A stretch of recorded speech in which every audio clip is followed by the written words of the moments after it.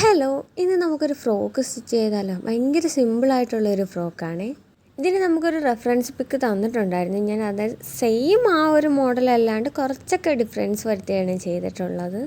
പിന്നെ ഇതൊരു ഷോളായിരുന്നേ. നമ്മുടെ ബനാറസിയുടെ കൂടെയൊക്കെ പെയർ ചെയ്യുന്ന ഒരു ഷോളാണ് ഇത്. പിന്നെ കട്ട് ചെയ്യാൻ അത്യാവശ്യം നല്ല പാടുണ്ടായിരുന്നു. വേറെ ഒന്നുമല്ല, ഇതിങ്ങനെ ചുരുണ്ടിങ്ങനെ ഇരിക്കുന്നത് കൊണ്ട് അയൺ ചെയ്യാണ്ട് കട്ട് ചെയ്ത് കഴിഞ്ഞാൽ നമുക്ക് ലെവലിൽ കിട്ടത്തില്ലായിരുന്നു. അങ്ങനെ ഫുൾ അയൺ ചെയ്തൊക്കെയാണ് ഞാൻ കട്ട് ചെയ്തത്. സ്റ്റിച്ചിങ് ഒക്കെ പെട്ടെന്ന് തന്നെ കഴിയും കേട്ടോ.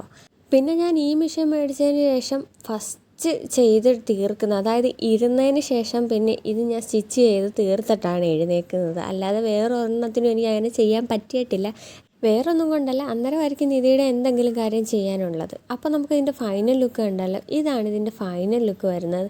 ഇതിനകത്തൊരു വ്യത്യാസമെന്ന് പറയുന്നത്, ഇതിൻ്റെ ആ സ്ലീവ് അത് 2 ലെയറായിട്ടാണ് ചെയ്തേക്കുന്നത്. പിന്നെ താഴെ ചെറിയൊരു കർവ് വരുന്നുണ്ട്. എന്തായാലും എനിക്ക് ഭയങ്കരമായിട്ട് ഇഷ്ടപ്പെട്ടു കേട്ടോ.